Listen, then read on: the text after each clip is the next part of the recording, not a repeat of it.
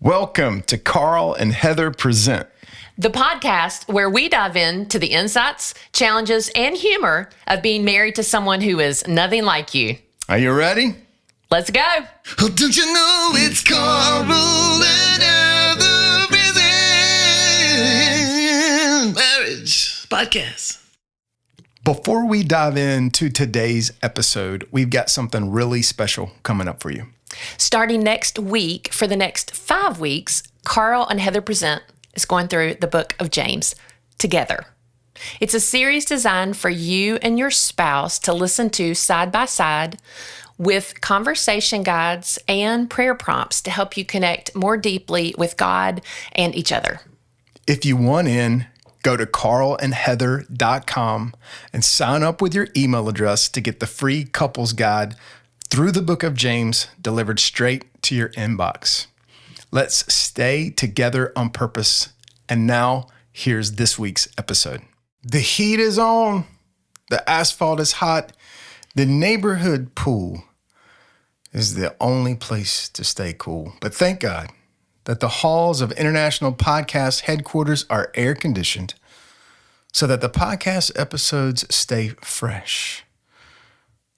Nobody gets those little beads of sweat on their upper lip. It's like antiperspirant for your marriage. So don't sweat it. It's Carl and Heather Present. Summertime. Summertime. Summertime. Yes. Yes. One of the great early 2000s hits Yeah. by Will Smith. Yes. Before he started slapping Oh, people. come on now. Let's not do that. What? That was a good intro. I know. I appreciate that. Okay. Normally, I would try to ease into things and ask you how you're doing and just, kind of do some small talk stuff. But I feel like I need to address the elephant in the room, the literal elephant in the room. So, update us on what's been happening in your life, babe. Okay. I was recently I had surgery. You did. And for those of you who are listening via the World Wide Web or Spotify or Apple Podcasts, I'm holding up my finger that just got surgered on. Giant surgered. Is that a right word? Is that the word? Yeah. Surgered. I asked my surgerer, and he said it was good. Okay.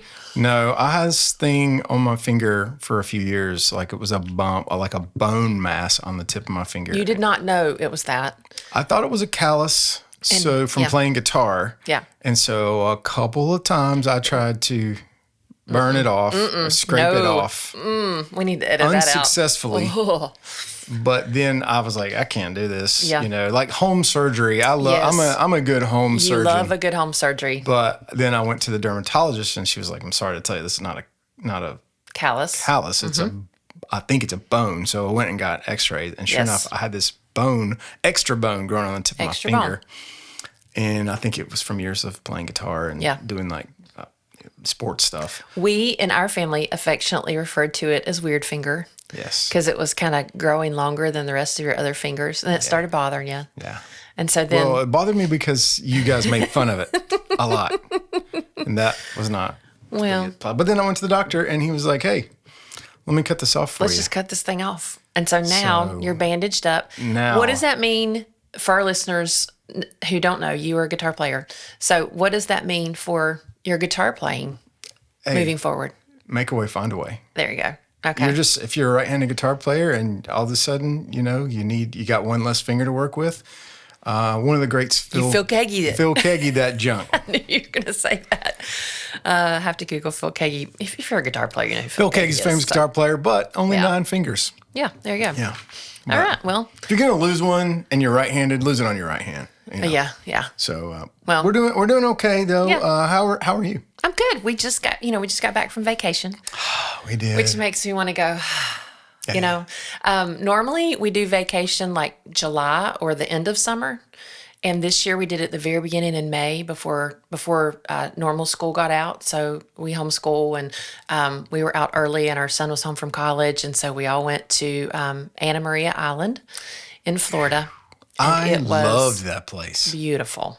I loved it. Beautiful. We found full-size sand dollars every day, like everywhere. Yeah. brought those home, and conch shells. I mean, when I say the size of your head, I'm not joking. Like giant conch shells. It was that a were, shell finder's It was paradise. amazing, as well as manatee and sharks and dolphins. And we rented double kayaks, and we went out, and you and I got to paddle out one night, which I know is not the best time to paddle out at dusk, but it's the Gulf side, so the sunset, you could see the sunset. And so we paddled out and watched the sunset on the ocean together. It was very romantic, I have to say. Pretty nice. It was good. Pretty nice. It was pretty great. So I did have a few people say that, we were probably like on the radar of some Shark bait, sharks ooh, ha, and ha. stuff Yeah. while we were out there. I wasn't really thinking about it because I was lost in the moment, but that would have been quite disruptive had a shark ruined our moment. I felt overconfident. Like I felt like I had these pretty massive paddles, and we were a large footprint. Right. I don't know why. This is foolish, but in my mind, I thought, I think we can take them if something happens. But Yeah. anyway, we probably couldn't. So he's in his territory. Okay. I want us to get into some listener comments, but before we do that, just want to remind you guys of two things listening. First, we would love to pray for you. We pray for marriages every week. And so if you have a prayer request, it's completely anonymous. You can email it to us at hi@carlandheather.com, and we will commit to praying with you and for you. And while you're sending that email, go ahead and go over to where you listen to the podcast and rate and review it, because it really helps us to share it with more listeners, and we have a larger reach. So if you do that, we'd be so grateful. And leave your comment on the episode that speaks to you. What do you love? What do you don't love? We'd love to hear from you. And maybe we might just read your comment on the air. Like we're getting ready to do right now. Like we're getting ready to do right now. This from Amber from Facebook. Life is hard. Suffering and grief are hard. Beautiful, messy, ugly, refining. The only ever hope we have is definitely Jesus. The end. Thank you, Jill Mayo and Carl and Heather, for this conversation. I love you all, and I'm hugging you from afar. Grateful for the promise keeper, holding on tightly to him. And that's speaking about our episode with our friend Jill Mayo. Forbes. Golly. Well, we call her Mayo because I call her That's her college. mayonnaise. That's her maiden name. maiden name. But if you know what that Mayonnaise. is. But yeah, Jill Forbes, who was on the podcast recently talking about losing a spouse. And it was an incredible episode. She's so brave, so encouraging. And check that episode out if you haven't heard it. This from Hooker Eric from Instagram. Carl being able to throw in a joke and Heather keeping serious as well. Y'all are some of the best folks I've ever known. Love what y'all are making and miss you. We love Eric. What a great guy. Yeah. And that is a good opportunity for me to bring up how I really work hard to be funny on this podcast, and you barely chuckle at some of the things I say. I feel like I laugh an appropriate amount. I don't want to be like the sidekick that like always laughs just for a laugh. Like when it's funny, I'll laugh. I'm telling you, you're missing out on some premium content here. How about I let Eric do the laughing? Well- and I'll just do the podcasting. That sound good? Okay, how about that? All right. I'm going to move on because we want to kind of, well, hopefully every week we're real with listeners, but you ever heard somebody, we want to get real this week. I want to make sure everybody knows I'm about to be real. Normally, I love it when people do you're that. not real unless you say it ahead like of time. Kind saying- of like if you're not doing CrossFit unless you video it. Right. Or you're not, on a diet unless you show us what you're eating. So anyway, have you ever heard somebody say, this happened to us and it really changed us, but it was a story from like 20 or 30 years ago. Right. And you think, I mean, I appreciate those stories. I'm not negating those. What I am saying though is sometimes I'm thinking, yeah, but do you have any like real up-to-date things that are happening in your life that you would love to share? Give me the new one. Right. Yeah. And so been using those stories for quite some time. And so we had a real thing happen to us this week that ended up in a conflict and Unrelated to my surgery. unrelated to your surgery. We've had a lot going on this last week. Yeah. And so we thought we would just share that with you. And so what happened was I had gone to an event and came home and just had a really kind of hard day. Some things had been ending. It was the culmination of things. And there was no one thing necessarily that happened, but that event was sort of a trigger for just some emotions in me. And if if you don't know me and you're listening, then I'm typically not a very emotive person. But I knew that day that I had some things welling up in me that I needed to talk about.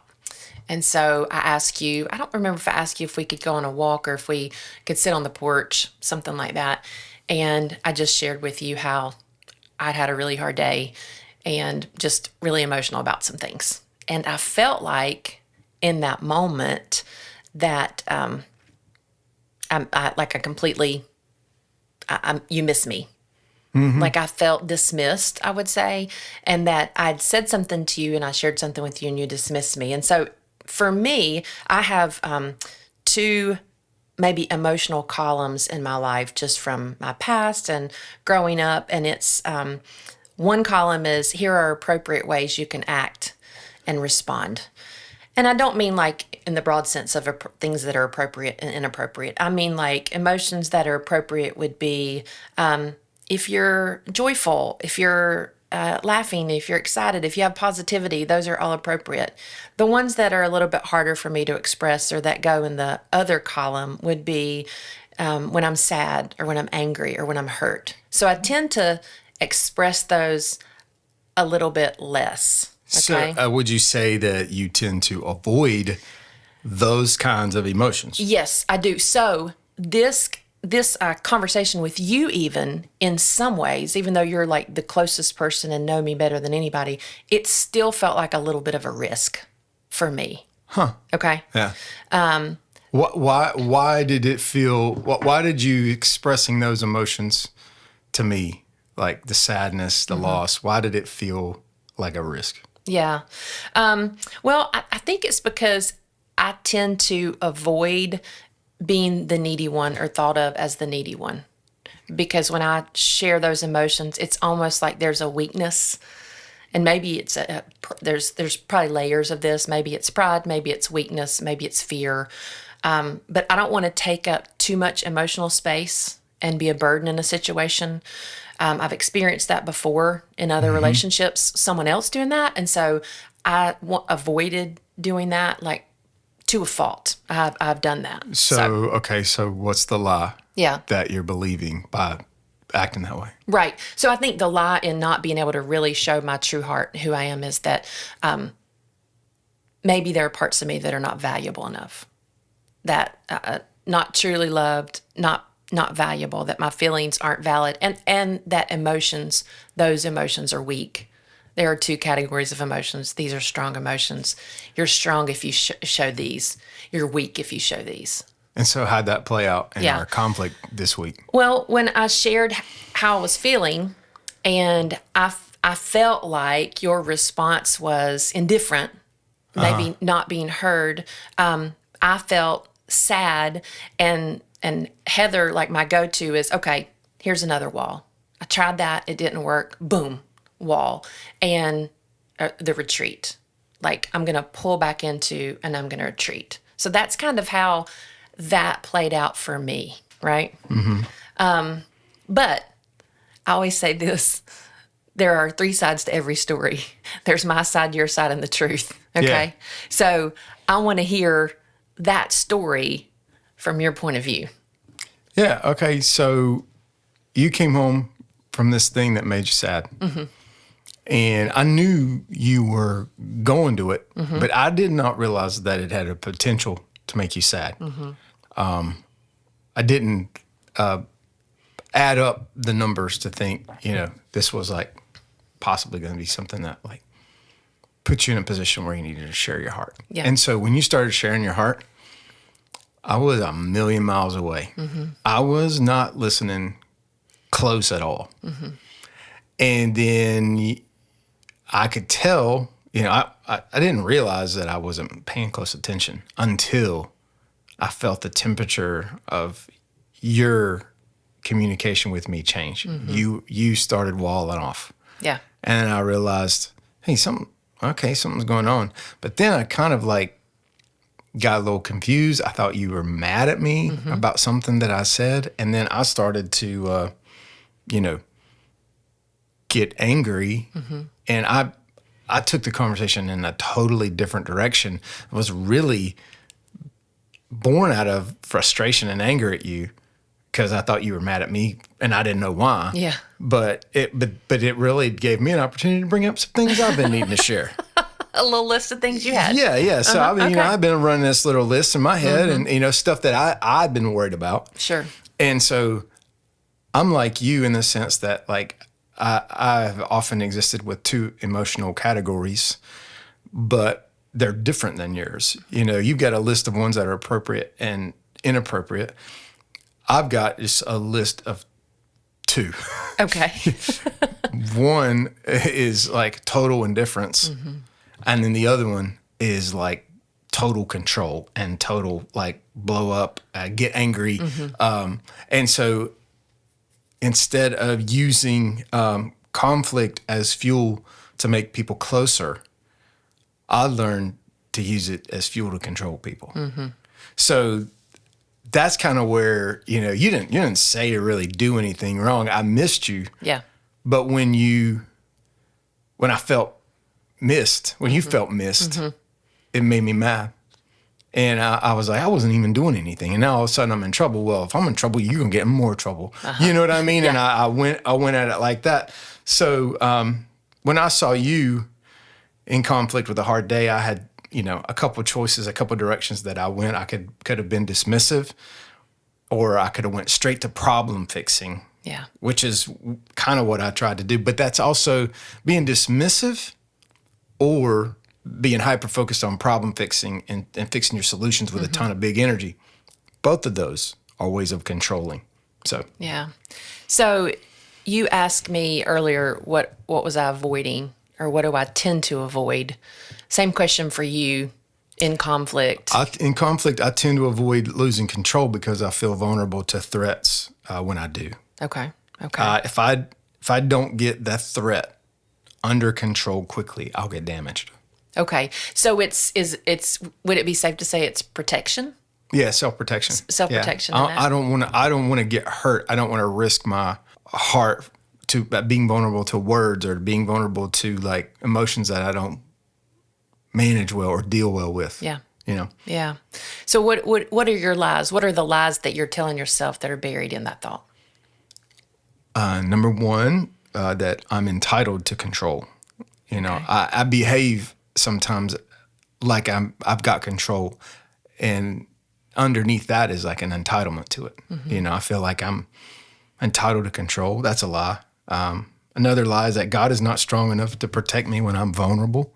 Like if I've got something that I need to be vulnerable to, that's really a much more humble way of doing it. And it's also a way of saying to God, I trust you with where I am.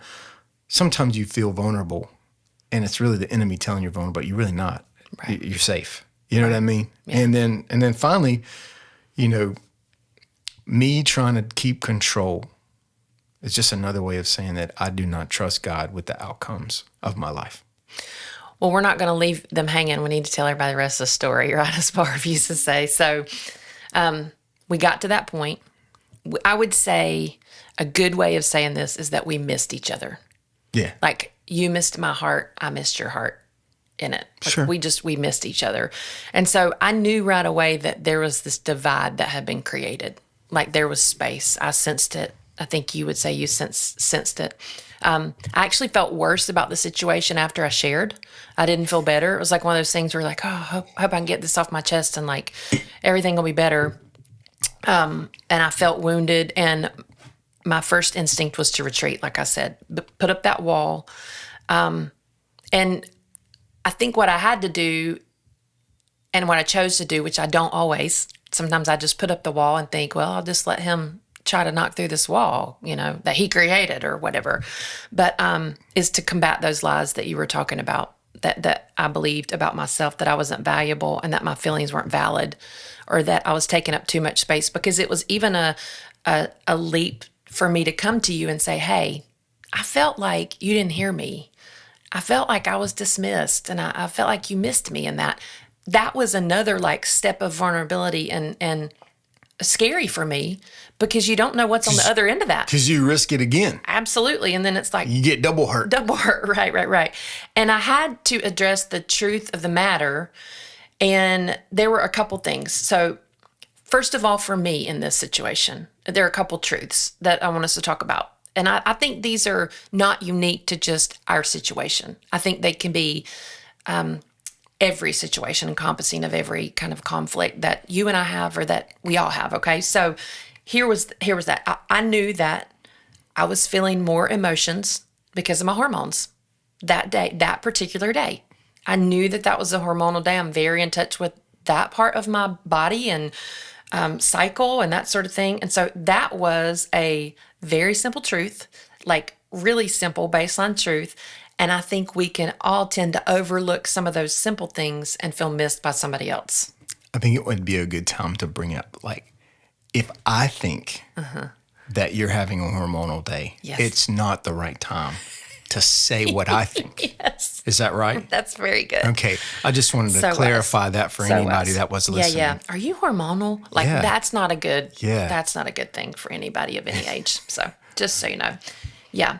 And you So I was stressed out about a couple of periphery things that are happening in our lives that have made me, in a more general sense, completely unrelated to what you were saying, in a more general sense, stressed out, something I'm worried about. And I ended up getting there when we started arguing.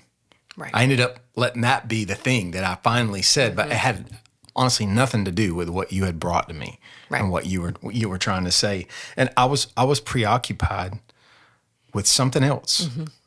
So when you brought this to me, really the thing that was top of mind for me wasn't taking care of you or listening to you. It was moving past that as quickly as possible so I could really get to the thing that I was talking about. Right. You know? Sure.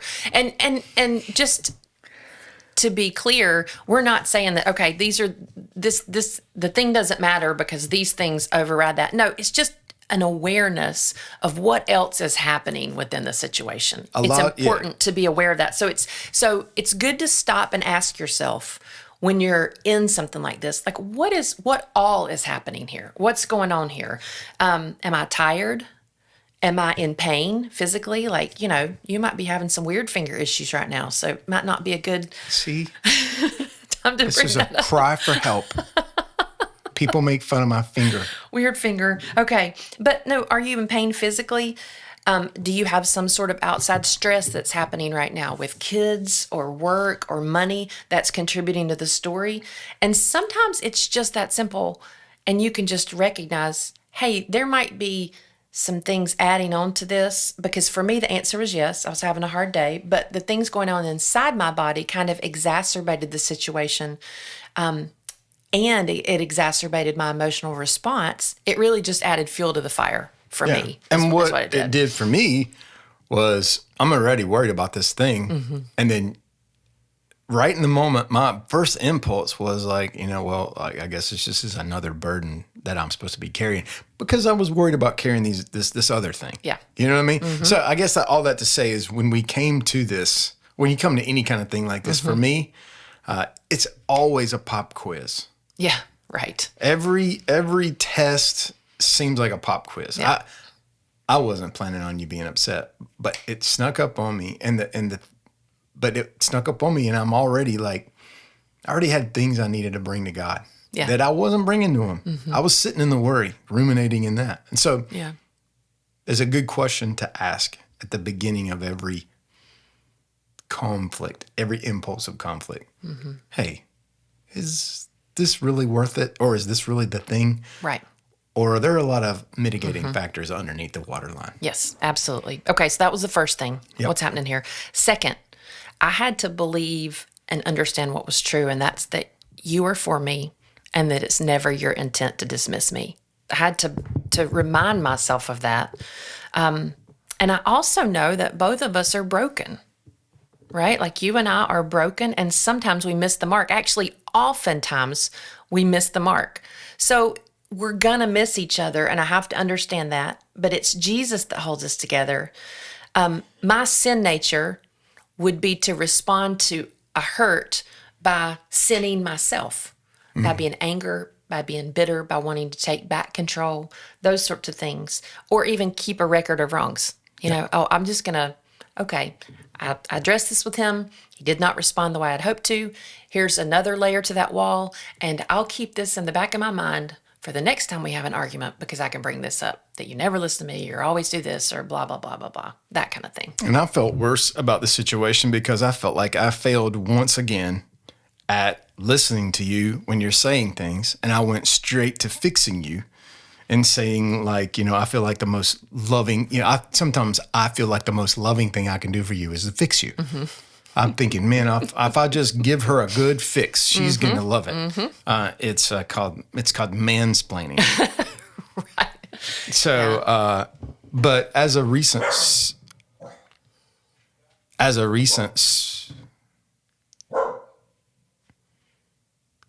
Utah, sit down. Utah, sit down. Okay. I feel like the most loving thing I can do for you sometimes is to fix you and mansplain things to you. Right. But as a recent surgery victim, I know that as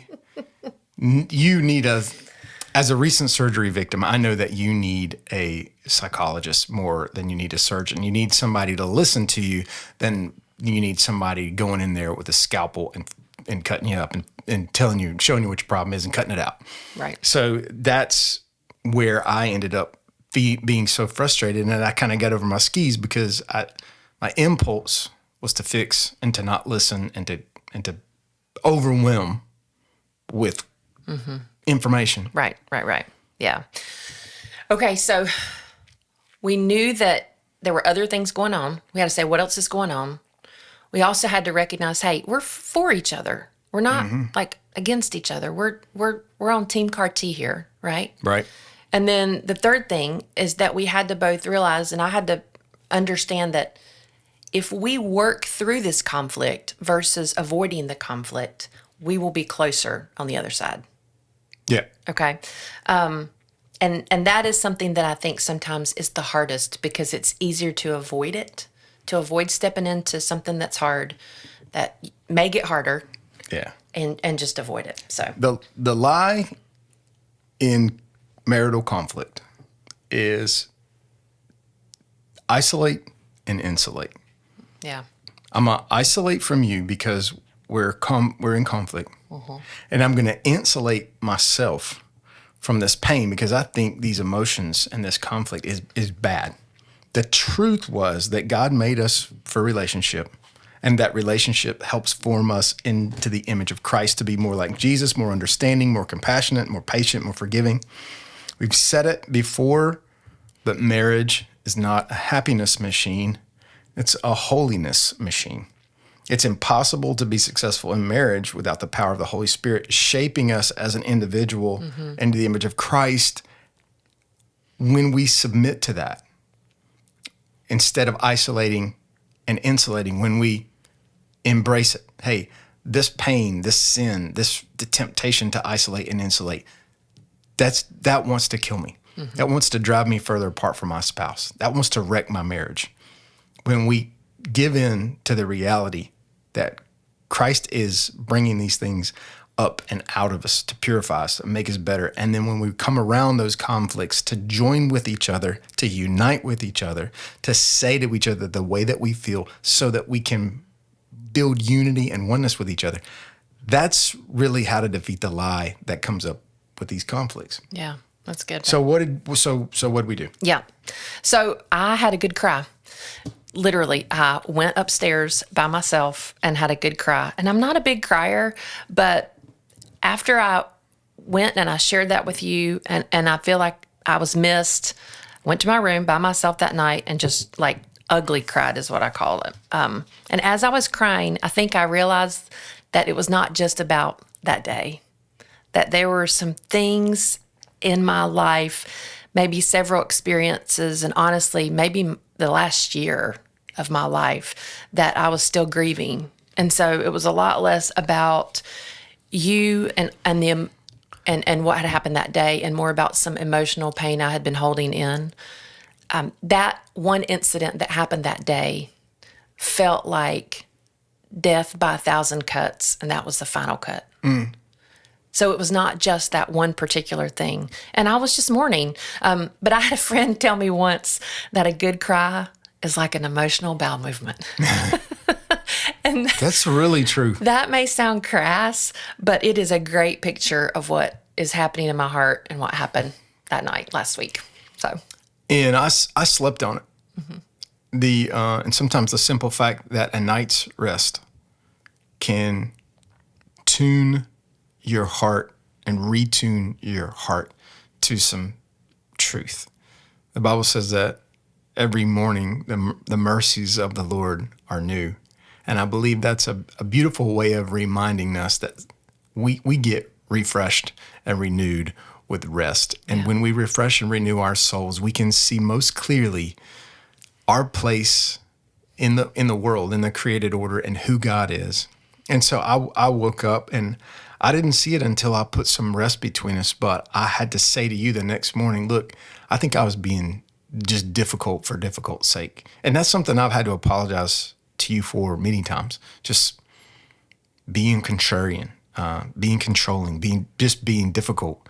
And we went to walk the dog, and I didn't want to do it, but I had to bring it back up and say, hey, I need to talk to you about yesterday. I needed to say that I'm being difficult and was wrong about that, and I'm sorry, and I need to confess it. And thank you for being nice to me when I did.